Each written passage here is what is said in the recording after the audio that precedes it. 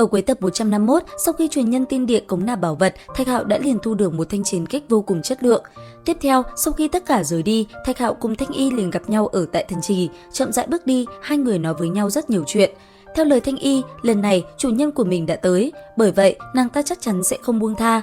Hơn nữa, đại chiến sắp bắt đầu, nàng phải đi rồi. Nghe Thanh Y nói vậy, Thạch Hạo mỉm cười nhắc nữ nhân kia tới đó thì nhớ đến xem mình chiến đấu. Ở đó, hắn sẽ đánh bại từng sinh linh mạnh nhất. Thấy sự vui vẻ của Thạch Hạo, Thanh Y không nói gì, nàng chỉ mỉm cười nhẹ nhàng.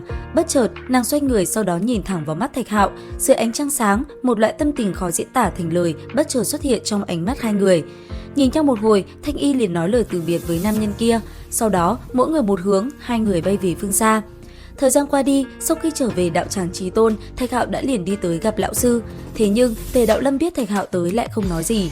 Bỗng nhiên, hít sâu một hơi, mang theo vẻ mặt u sầu, thanh âm của ông bất chợt vang lên nói: "Ta phải đi rồi." Nghe vậy, Thạch Hạo sững sờ. Ngay lập tức, anh ấy liền hỏi vị lão nhân kia lý do nào khiến ông rời đi, và đáp lại, Tề Đạo Lâm cũng nói cho Thạch Hạo biết, chuyến này rời đi, ông muốn tìm hiểu thêm về tam thế đồng quan cùng sự xuất hiện của 10 vị tiên. Nghe vậy, Thạch Hạo cũng trầm ngâm một lát. Còn vị lão nhân kia, tiếp theo, ông nhắc nhở Thạch Hạo, sau khi đại chiến mở ra, nhất định phải đánh bại truyền nhân tiên điện, không được làm mất mặt đạo tràng Chí Tôn.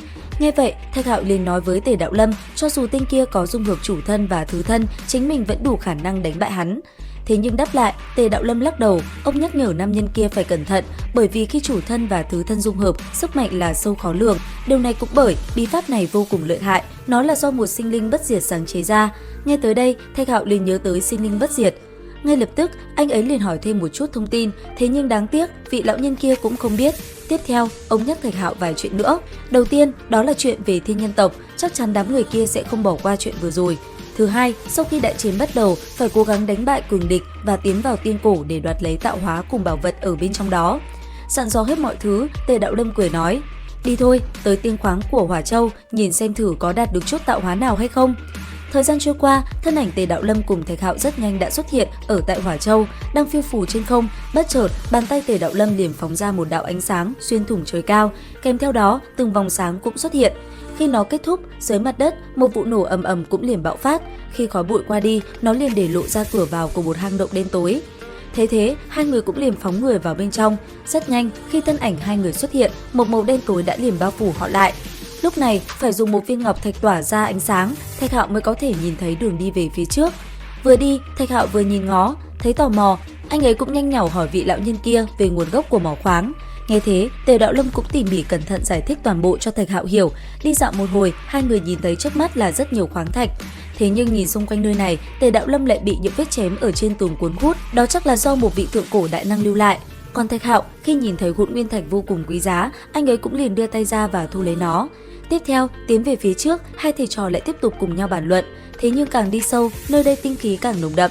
Bất chợt, đến một nơi sâu thẳm, trước mắt hai người đột nhiên xuất hiện một tảng đá. Cảm nhận có đồ tốt, Tề Đạo Lâm liền rót năng lượng vào đó. Thế nhưng bất chợt, một con chân long tỏa ra khí tức vô cùng cường đại ở trên tảng đá kia lại đột ngột hiện ra.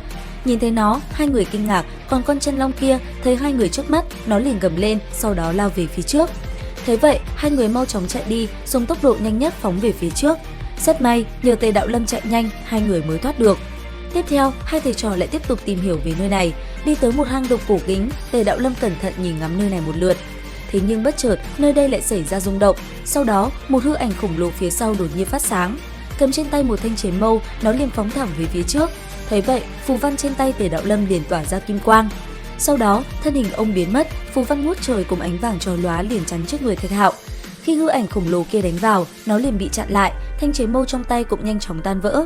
Nơi đây lại một lần nữa yên tĩnh trở lại. Cuối cùng, thu hoạch được một vài thứ, Tề Đạo Lâm liền nói với Thạch Hạo, mình sẽ đi ngay bây giờ. Sau đó, hai thầy trò chia tay nhau tại đây. Thời gian qua đi, Thạch Hạo đã trở lại Ma Châu. Rất nhanh, anh ấy đã liền đi về phía xa nơi Gia Gia mình đang ngồi tu luyện.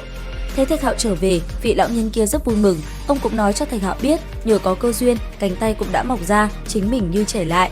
Sau một hồi, Đại Ma Thần liền đưa cho Thạch Hạo một viên khoáng thạch.